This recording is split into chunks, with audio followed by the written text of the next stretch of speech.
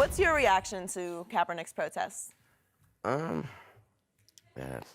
going right back again to it's a man. It's a man and his decisions, man. Respect the man and his decision. That's all I can do. I have no opinion on it because the things I'm not into it enough to even give an opinion. So when he did it, I really didn't even know what. Somebody had to tell me why he was doing it. That's how much I didn't know what was going on, and I kind of still don't. So somebody had to explain to me like, "Are you kneeling because of the Black Lives Matter thing and because of and all that wave or whatever? That whole wave just went by me too fast for me even try to even give an opinion. So I just was like, oh, okay, that's what's happening." So you're a deep thinker in these issues. Mm-hmm. So step back from all of it. I know this is a very broad question, but where are we in the United States of America in race relations and what you see from day to day in your life? Skip, they wouldn't want to ask me that. They wouldn't want my answer to represent it because God knows I have been nothing but blessed. My whole path, these 33 years have been nothing but a blessing. I have never, never is a strong word, I've never dealt with racism, and I'm glad I didn't have to. And I don't know if it's because of my blessings, I don't know if it's, but it is my reality. So I would have to say, not only did I thought it was over, I still believe it's over, but obviously it isn't. So you've never experienced any offensive behavior from any other color or? No, sir. Wow. But you are blessed. But you see what's going on, even in your city, New Orleans, with Yeah. Alton Sterling. Yeah. During Katrina, the Yeah. officers that killed those and ended up in jail. So Yeah. I know you say you're not paying attention to it. Yeah. But you see some Well, of the things I see what's going on. Right. Yeah. As far as an opinion on what's going on, I mean, of course, we all want somebody to figure out what's going on first and then put a stop to it, or try to put a stop to it, or everybody come together and figure something out, and maybe just coming together is the solution.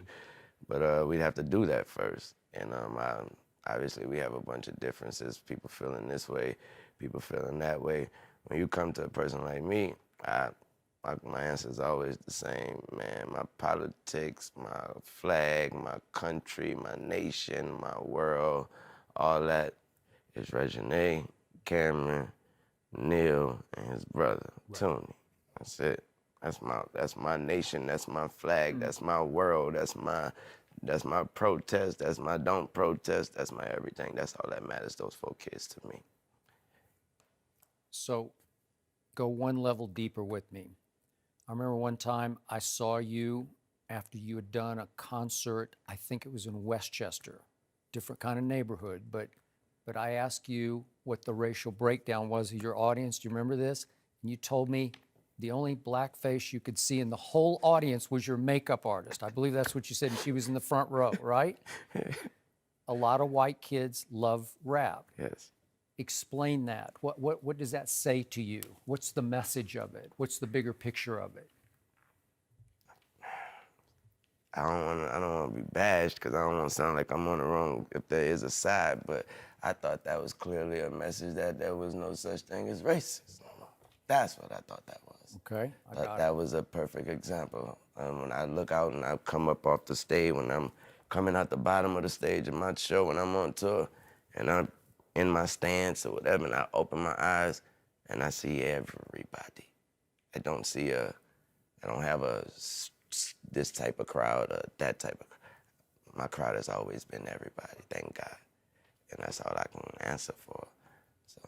Do you think the younger generation, the millennials, do you think they're moving a little further away from the racism as opposed to where it used to be? It's not cool to them. Right.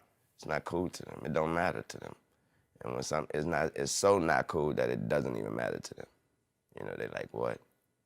He's what? They're like, what happened? And that's their response. That's the millennials' response. But could it be that you're a musician, and obviously as an ex-professional athlete or as an entertainer, do you think they treat you differently? Although you are black, you are a prominent figure in the black community. Could that be That's why I said I'm sure it may be because of my blessings. Right.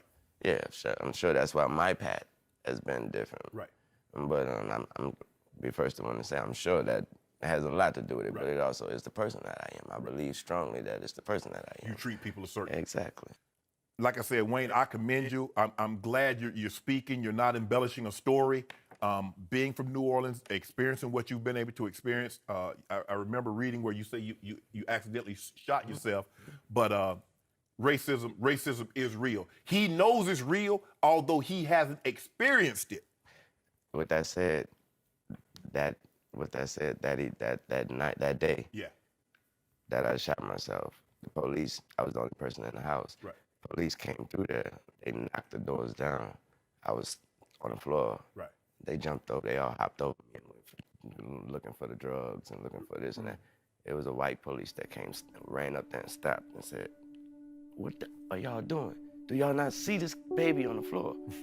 And they said, "We called the ambulance. The ambulance." He said, "Ambulance, he has a hole in his chest." He picked me up. He brought me to the hospital himself. He was white.